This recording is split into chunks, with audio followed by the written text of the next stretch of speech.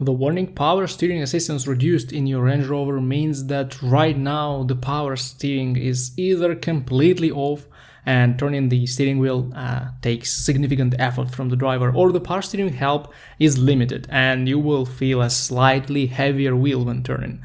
Either way, the best thing you can do is to stop safely and be ready to apply a lot of power to the steering wheel. This is a well-known problem for the vehicles made between 2010 and 2017, which had multiple common issues with the steering rack and power steering mechanism, as well as with the bolts holding them. So basically there are two scenarios that you can consider. First of all, the power steering may fail when there are serious issues with the voltage in your vehicle. This may happen when the 12-volt battery is very weak or the alternator isn't working properly. Also, your battery clamps may not sit tight or they may be corroded and require cleaning. It will also be nice to check the ground connections that you can find by tracking the cable from the negative battery terminal.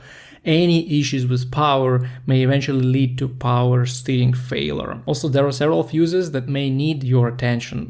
For example, in the Range Rover Evoque, you will want to check the 80 amp power fuse in the power distribution box and also the little 5 amp fuse number 16 for power steering in the interior fuse box.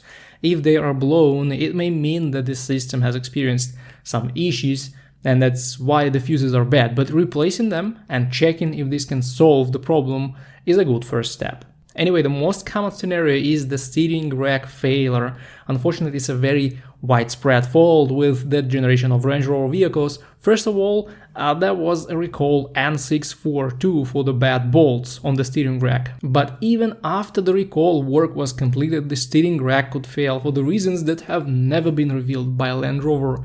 Anyway, the only fix for this is to replace the steering rack. You usually have two options, a reconditioned steering rack or the new one. This is what any dealership will offer, but you could also try to find a used steering rack taken off the wrecked car with relatively low mileage on it. Sometimes this is the cheapest and best way to solve the problem. Of course, before you invest in any parts, it would be very nice to have the vehicle scanned with a pro level scan tool to make sure there are no other codes that may affect the work of your steering system.